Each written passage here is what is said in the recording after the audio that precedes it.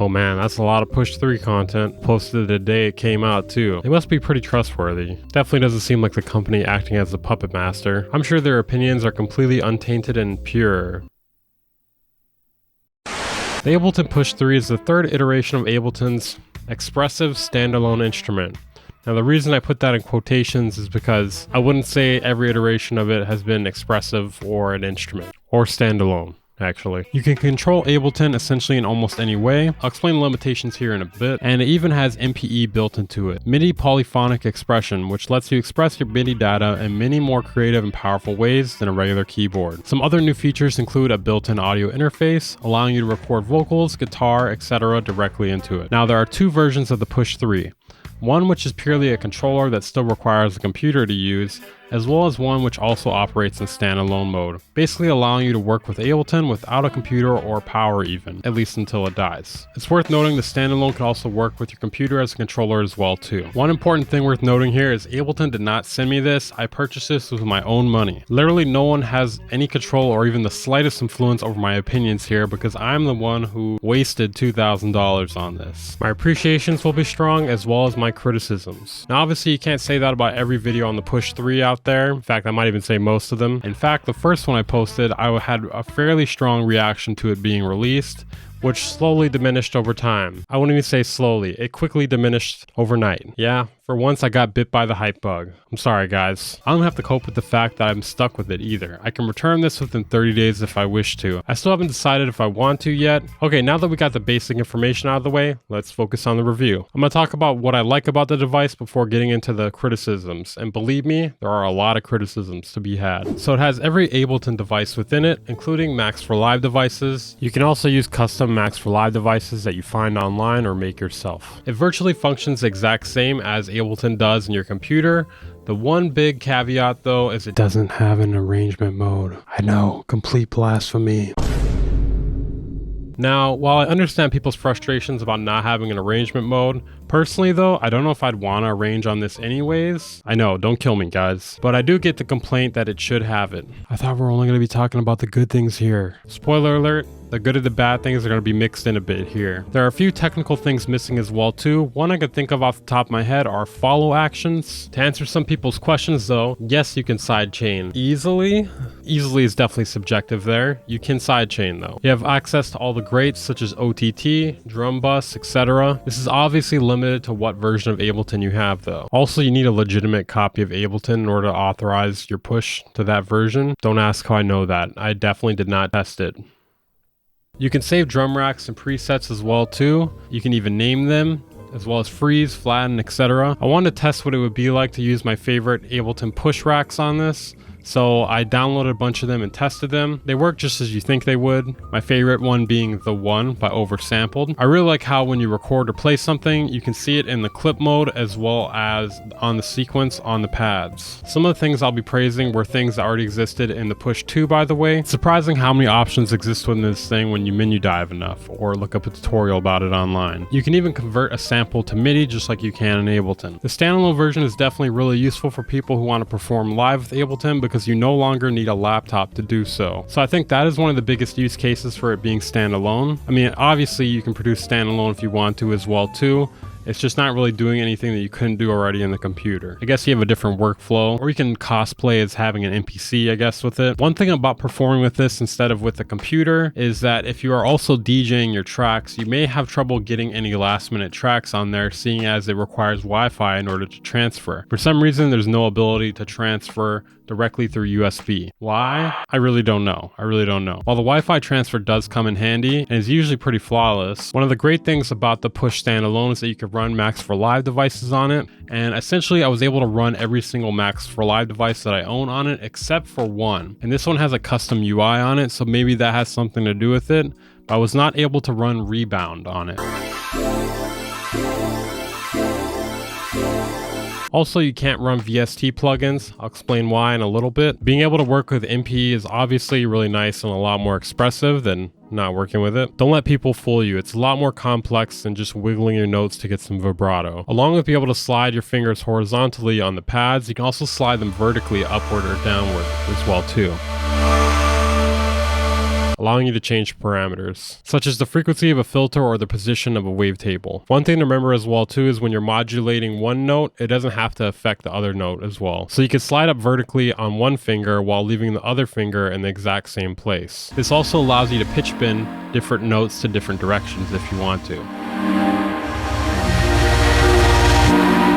or the same direction, however you want to do it. One criticism I have about the MPE pads on the Push 3 is that it only works horizontally in the row that you're working in. You cannot slide vertically to different notes. Same thing for sliding diagonally. I feel like that's something worth mentioning because I haven't seen that in any of the videos online about this. It's definitely important information because if you're buying this as an MPE controller, you would like to know how limited it is. Now, is this due to the way it's constructed or is it due to the firmware? I don't really know for certain. There are some pretty insane things you can do with MPE on the Push though. I'm sure you can do them with other controllers as well too inside of Ableton.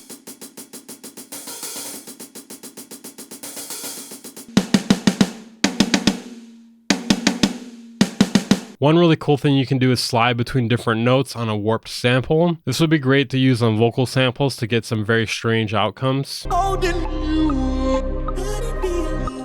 So it has 2 ins and 2 outs plus a headphone output as well as a MIDI in and out. You can also plug in a keyboard or MIDI controller via USB and control the Push or have the Push control something else. This goes for the MIDI as well too. It also has ADAT to expand the number of inputs available via an external ADAT based audio interface for a total of 10 audio inputs. Okay, now we're gonna get into the juicy criticisms. Oh boy, oh boy. And trust me, there are quite a few criticisms about this thing. Okay, the first thing I want to talk about, the way that it's sold. One of the biggest issues I have with this thing right out the gate is just the fact that it costs $2,000 and they don't even include a standard version of Live. At the bare minimum, it should include the standard version of Live. It comes with the Lite version of Live, which essentially you get with any keyboard you buy on the internet for $100 or less. I mean, if I want to be stingy here, I might even say it should include the Suite version. You know what? I'll be rational here. I think it should just include the standard version. They're definitely penny pinching by doing this. I've seen some criticism online about how it only includes an i3 processor, but I also haven't had any issues with it running any of the projects I've thrown at it, so it probably is sufficient. But again, if it's only an i3, then why does it cost so much? I'll get a little bit more into the cost analysis later on in the video. So I found a few bugs with the way the software within it was handling upon release.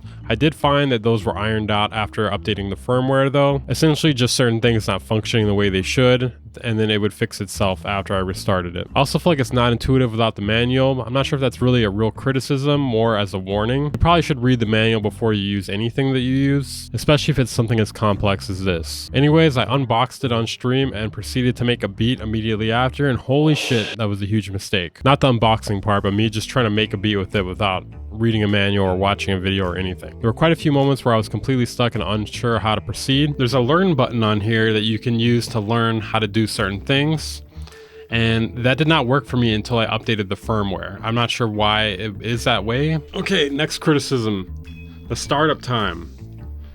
I'm gonna play this in the background while it's starting up and I read my next lines, okay? And you can tell me how long this takes. It does get moderately warm while in use. I do not believe there is very much cooling within this, if any at all. Is it done launching yet? Still not done launching.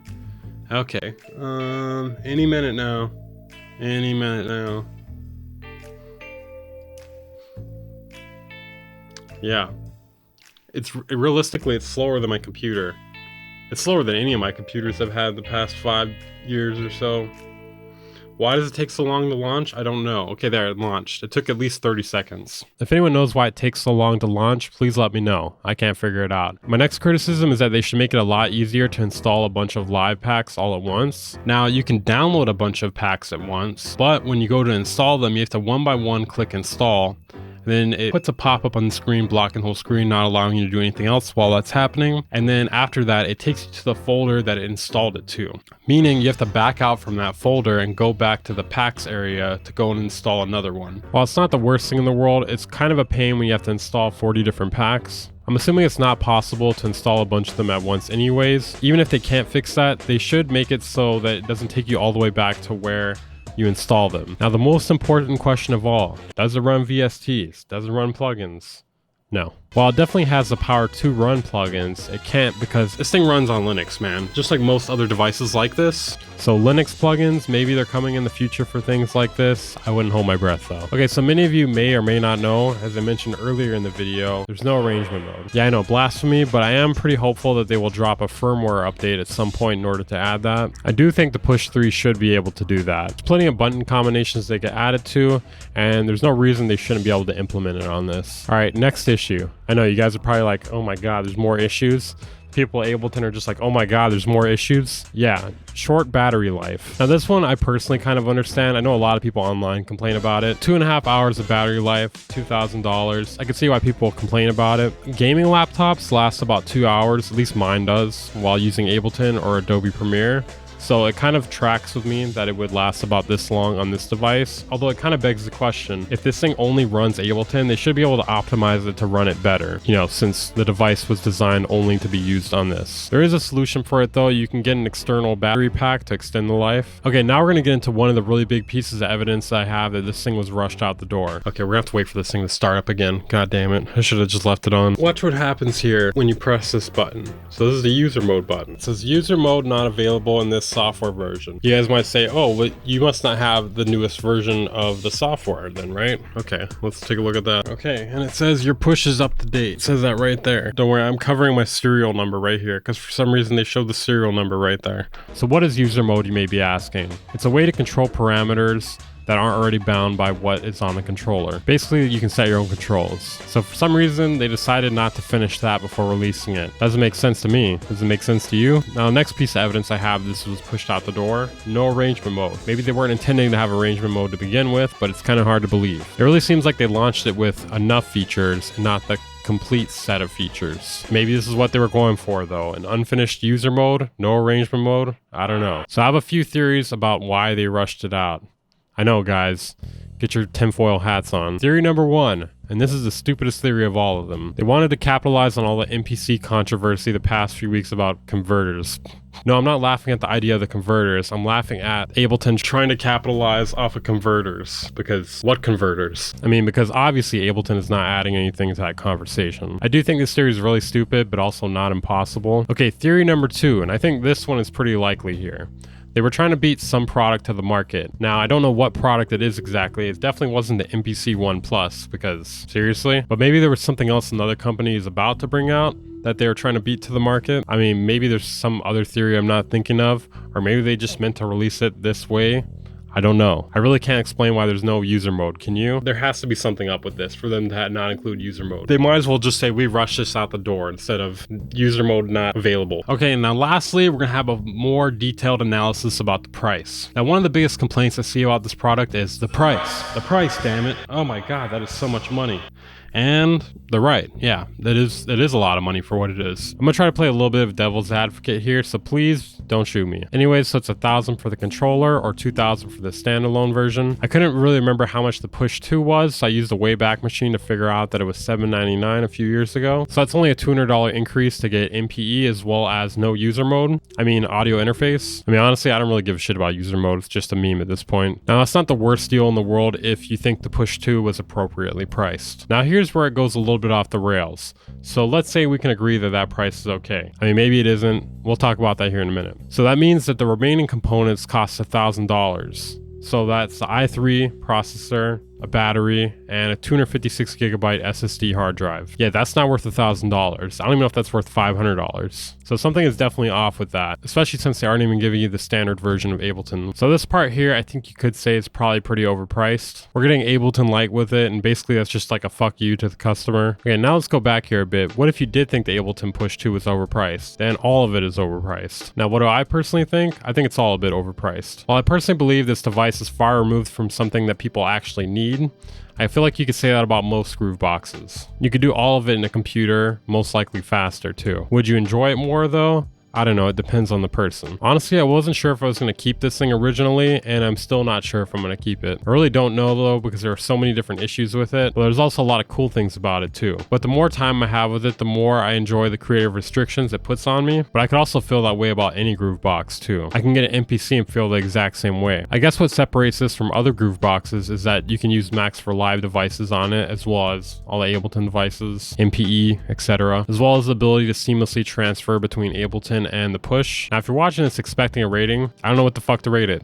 That's the rating. I don't know what the fuck to rate it out of 10. For each person that likes this video, I will give you an Ableton Push 4, and it'll include standalone version and arrangement mode. No user mode though. Still no user mode. If you want to support the channel, consider joining my Patreon or becoming a channel member, or checking out my merch or my kits. I'll see you guys next time.